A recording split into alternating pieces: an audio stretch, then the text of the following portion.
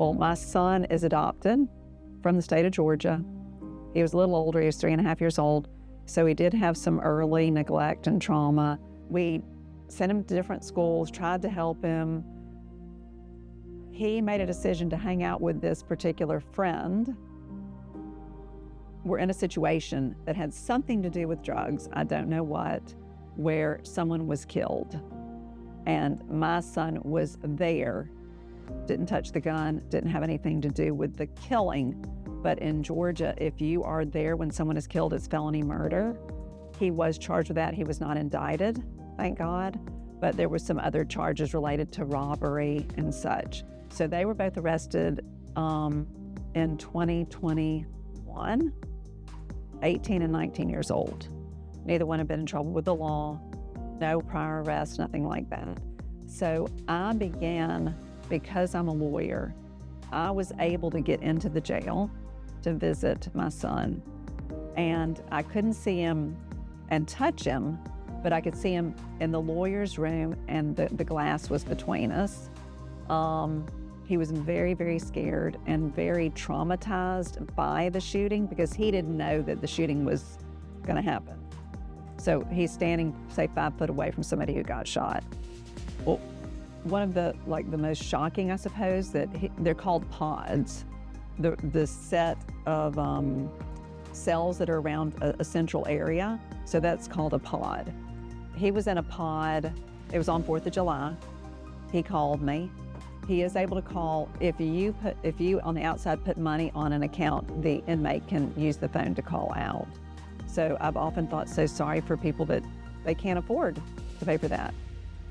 He called me and said, hey, I've been beat up. They tied me up with a sheet. They kicked me, they punched me.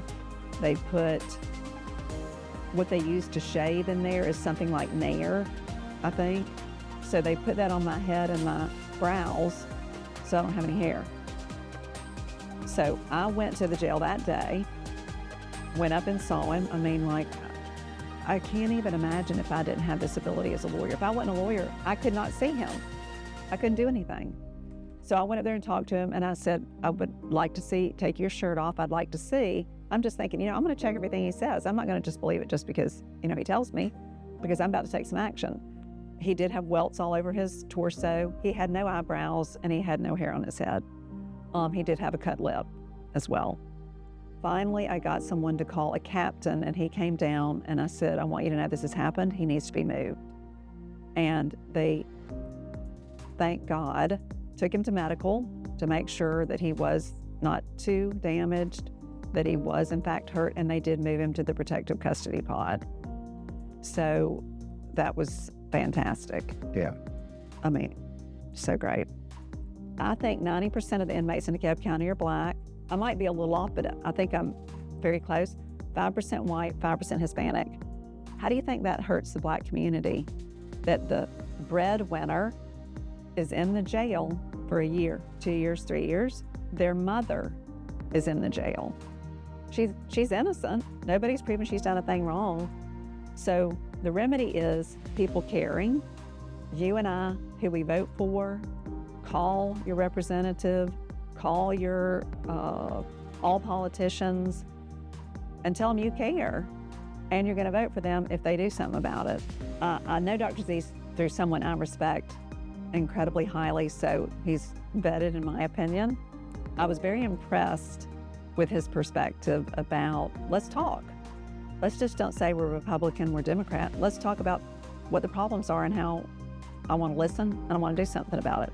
I was very impressed that he suggested he's going to visit the jail and he's going to talk to the medical professionals there, because there are a lot of medical problems that occur.